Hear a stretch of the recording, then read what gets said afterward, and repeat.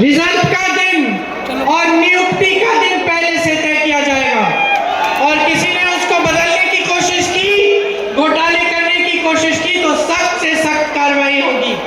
ये सब हम नौजवानों के लिए करना चाहते हैं। बहनें, आज किसी का इलाज करना पड़ता है तो बहुत मुश्किल होती है। राजस्थान में कांग्रेस की सरकार थी तो 25 लाख का स्वास्थ्य बीमा मिलता था। इसका मतलब है कि 25 लाख रुपए तक जितना भी इलाज करना था, चाहे वो कैंसर का इलाज हो, चाहे वो हार्ट का मरीज हो, चाहे लिवर की बीमारी हो, चाहे फेफड़े खराब हो, पूरा इलाज 25 लाख रुपए तक सरकार आपको निःशुल्क देती थी, प्राइवेट में भी और सरकारी में भी। हम वही लागू करना चाहते हैं यहाँ बिहार में। आप सोचो कितनी सुविधा होगी अगर स्वास्थ्य की जो सुविधाएं हैं आपको 25 लाख तक निःशुल्क मिले। यहाँ सरकारी अधिकारी खड़े हैं, कर्मचारी खड़े हैं। अगर कोई भी इससे पूछेगा कि आज आपकी सबसे बड़ी मांग क्या है, बोलेंगे हमें पुराना पेंशन चाहिए। बोलोगे कि नहीं?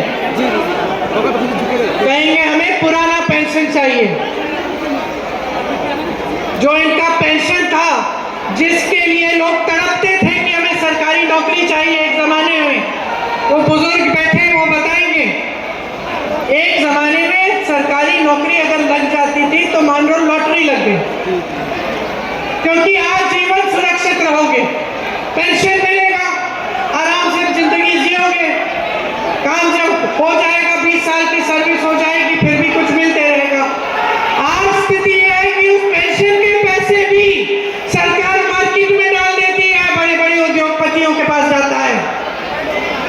तो हम चाहते हैं कि जो पुराना पेंशन है आपको वापस फिर से मिले, और हम ओपीएस पुरानी पेंशन स्कीम यहाँ पे लागू करना चाहते हैं।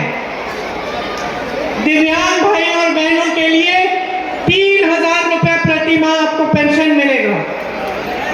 मेरे किसान भाइयों के लिए आपको न्यूनतम समर्थन मूल्य हम गारंटी करके दे रहे हैं।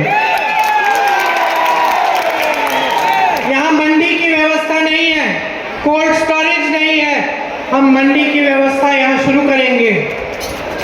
मनरेगा की जो मजदूरी है हम 300 रुपए प्रतिदिन कराएंगे, और जो मजदूरी के दिन है उनको 2 गुना करेंगे।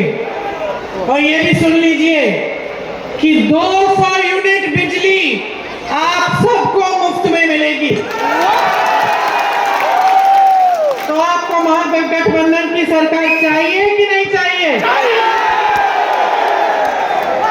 बहुत हो गया है भाई और बहनों। देखिए, बड़े बड़े भाषण आपको सब दे सकते हैं, जो सच्चाई है आपके जीवन की वो आप जानते हैं। आपको जरूरत नहीं है कि कोई बड़ा नेता आए मेरी तरह मंच पे खड़े होकर आपको बताए कि आपका संघर्ष का जीवन है। आप अपने संघर्ष को जी रहे हो, रोज सुबह उठते हो, घबराते हो आज मजदूरी मिलेगी कि नहीं, बच्चों की फीस भर पाएंगे कि नहीं, इलाज हो पाएगा कि नहीं। तो बदलाव लाना है, मेरे लिए नहीं, शकील जी के लिए नहीं, कांग्रेस पार्टी के लिए नहीं, महागठबंधन के लिए नहीं, आपके अपने लिए।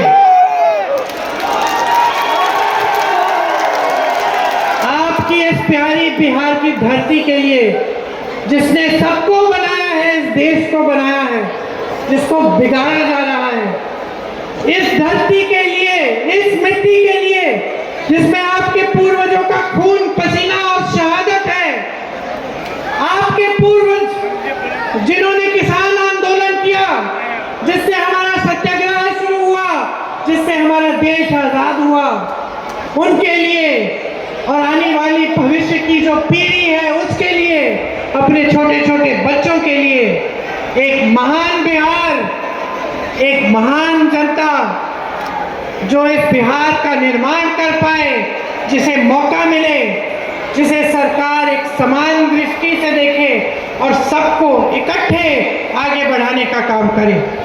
तो आपने बहुत ही ध्यान से मेरी बातें सुनी।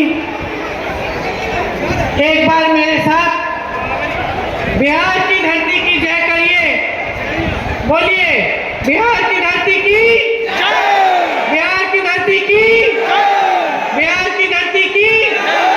और जान लीजिए कि ये जो वंदे मातरम जिसकी 125वीं शायद सालगिरह कल पूरे भाजपा ने मनाई, ये भाजपा वाले, ये आरएसएस वाले इसको कहने से कतराते थे, इसको गाने से कतराते थे। ये स्वतंत्रता संग्राम का गीत था, इस देश का गीत है, इस जमीन की एकता की, इसकी जनता की एकता का गीत है। तो मेरे साथ आज बोलो वंदे मातरम, वंदे मातरम, वंदे मातरम। आज भी आपकी आजादी की लड़ाई है, आज भी आपकी अधिकारों की लड़ाई है, आज भी आपके ही देश की लड़ाई है। जय हिंद।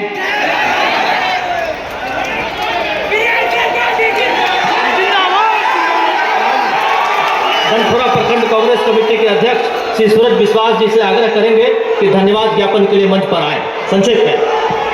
कदवा की पावन धरती पर आई राष्ट्रीय कांग्रेस के राष्ट्रीय महासचिव श्रीमती प्रियंका गांधी जी, झारखंड के मंत्री इरफान अंसारी जी, प्रदेश के हमारे प्रभारी श्री कृष्णा अलवरू जी, यहाँ के प्रत्याशी डॉक्टर शकील अहमद खान साहब, आप सभी का बहुत बहुत धन्यवाद और आभार।